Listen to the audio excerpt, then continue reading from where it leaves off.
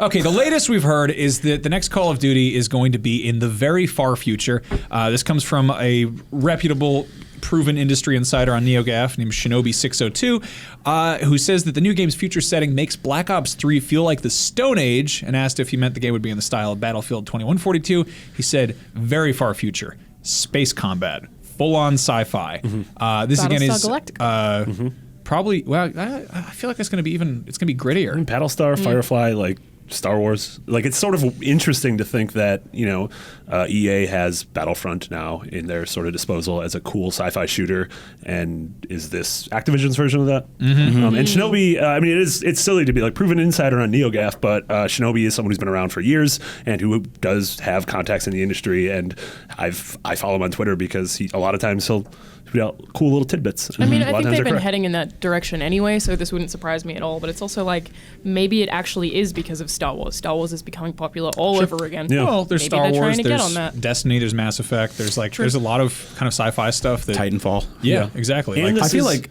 Here, you go. Oh, no, this is interesting because this is, so this year is, assuming it's Infinity War's year for a game, which their last game was Ghost, which was not very good, but that was sort of almost like their team's first game because everyone left after Modern Warfare, after the whole Respawn debacle, and so the team that sort of made Modern Warfare what it wasn't really the team that made Ghost. Worth noting, that had space combat too, but it was like shooting a gun on a space shuttle. It wasn't really very all literal. I really want is like a Gundam fight in space. That sounds amazing. That's all I really want. They were heading towards a lot of this sort of like amputee robotic cyborg stuff in the last few games. There's been a lot of big notes on that. Yeah. It's weird. We brought up Star Wars. I feel like Star Wars is actually more grounded, or Battlefront specifically, based on the original trilogy, obviously, is more grounded in sort of the older Call of Duty style than it is any sort of futuristic space combat. Because there's not a lot of like wall running. I mean, you get jetpacks and stuff like that, but it's mostly just guns and grenades and, laser cannons and stuff like that. It's kind of funny to think that the guns in Battlefront,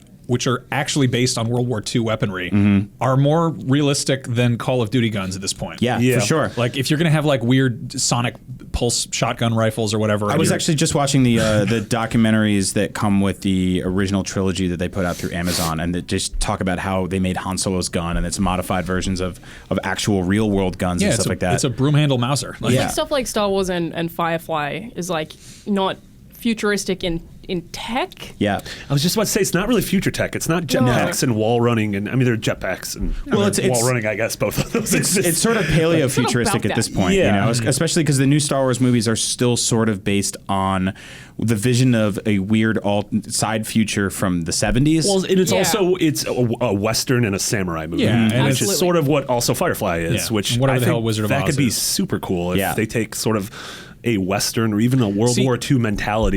It's rare to hear me say this, but we already have Destiny. We already have Battlefront. Like, we've got stuff that is that kind of like not crunchy hard sci-fi. Like, it's very much like kind of like it's whimsical.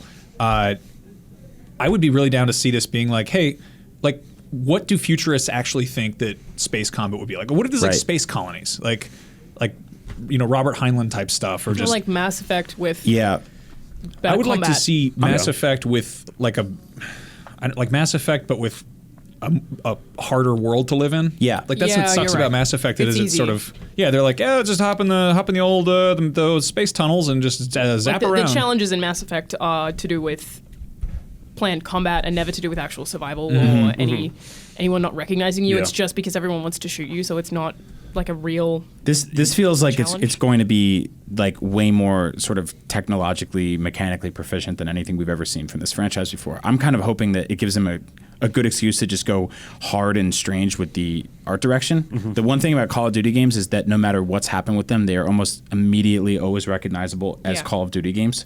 Which is why I haven't played one since 4. Right, because you just feel like you have, right? I have no desire to, because everything that I've ever seen marketed has been like, well, I feel like I've already experienced that. So you missed out on cool zombie stuff.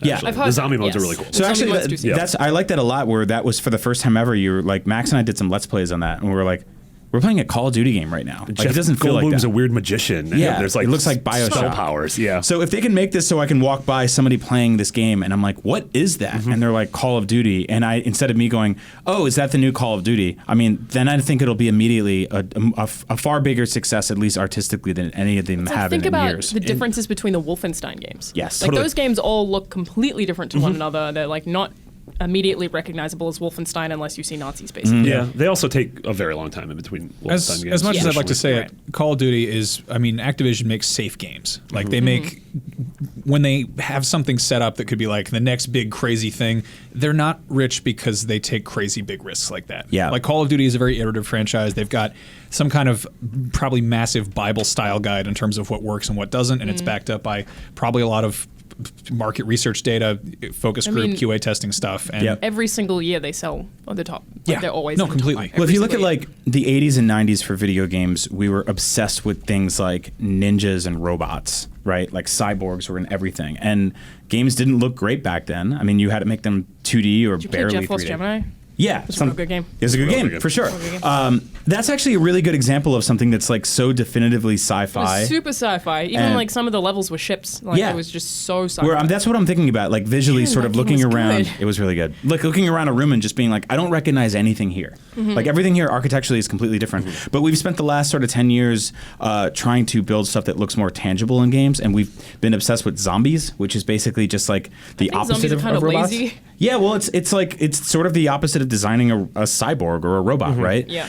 So we got robot games back when we didn't have good graphics, and now we have amazing graphics, and we're doing games about zombies. Yeah. So if these guys, who generally always make really good-looking games, can knock it out the park and just make something that is so like insanely hard sci-fi, I'm totally down with that. I also It's- think that would be the thing that I would play it again. Yeah. Like Yeah. I would maybe go back to Call of Duty if And it was really hard. So we've mentioned this briefly before, but maybe the most exciting thing about it is that 2 years ago, 2 Naughty Dog leads joined Infinity Ward, and so this game's director is Jacob Minkoff, who is a game director at Naughty Dog, and also Taylor Kurosaki, who is a narrative lead at Naughty Dog. Wow. And so you have folks who worked on Uncharted and The Last of Us who are now working on this game, like That's high level folks who Yeah. actually had It's really influence on cool. those games. Yeah. So now here's a weird thing. We also heard about rumors that possibly the next Battlefield is going to be World War I, and it's going to be like trench warfare, which is about as far in the opposite direction, short of like, medieval combat or Civil War stuff that you can get from futuristic technology. Yeah. Oddly enough, I've never really cared much about World War I stuff. That sounds way more interesting to me than space stuff at this point. It's a weird year for first-person games if we get that, the new Call of Duty Future Robot War, and Far Cry Primal. yeah. Like, what a strange spectrum. Well, like, and this is a Mirror's kind of Edge cool and time. maybe Titanfall 2. Yeah. But also, Yeah. why? Yeah. What happened to cause this? Like they're all still selling very well. They don't need to change. You're right. Like, that's the weird, Happy about interesting it. thing. Yeah. There's no perceived fatigue. I think that.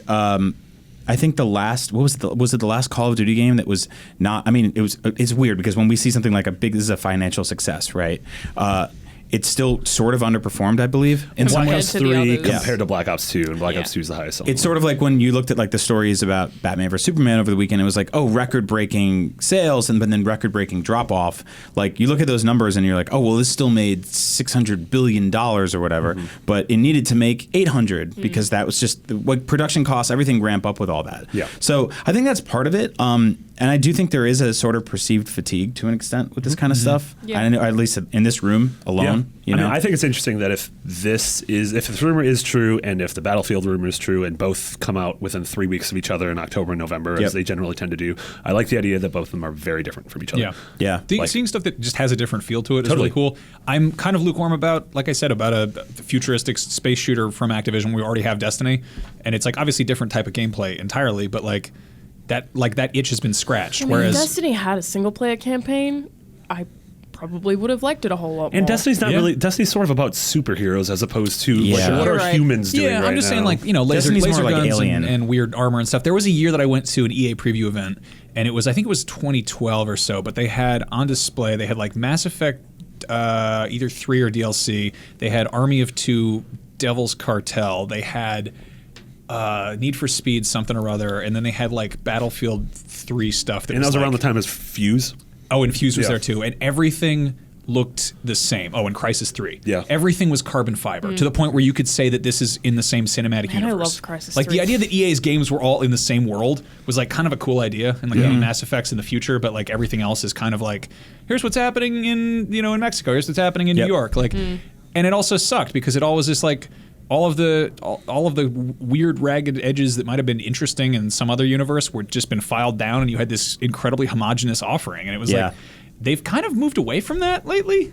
Like the fact that they do have like Battlefront's it looks like Star Wars, and you've got Battlefield is doing World War I, and then you've got Mirror's Edge, and it's Mass Effect is going to a more gritty, space western style. That's cool. Yeah. I'm stoked. That's why my question is like, it's great, but why?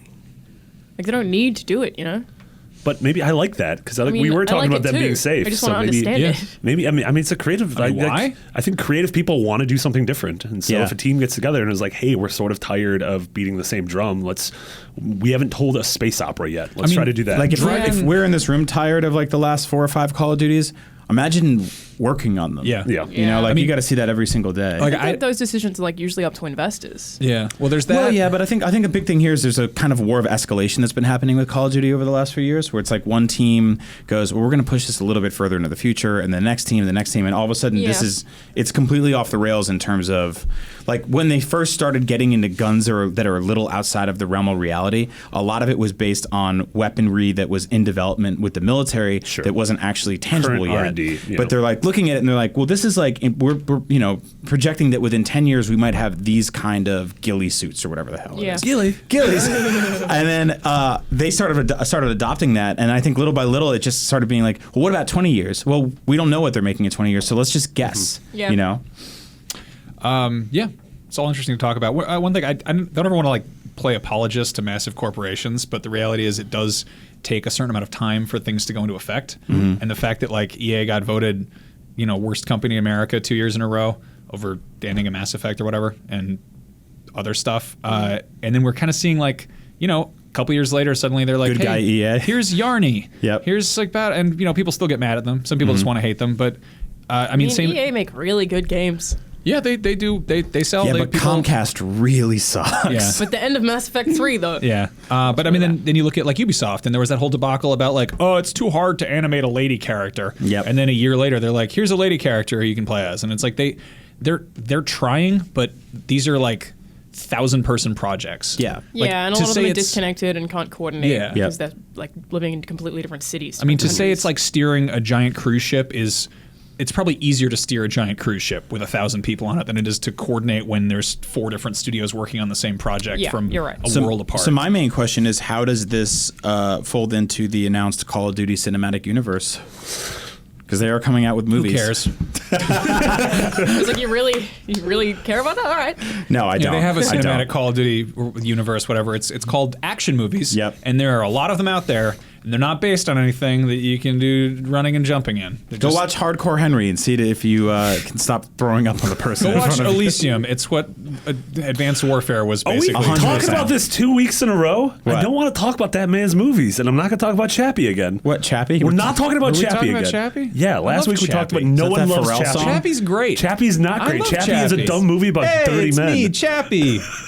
That's not, that's not Titular a reason hero to waste- Chappie is back. It's me, Chappie. I love Chappie. He's great. He's a robot. Chappie's. Is that Roman? Chappie's the My robot. cousin? Because You wanna go I'm bowling? Chappie. Hey! Joe My Cousin cousin. Chappie. Okay.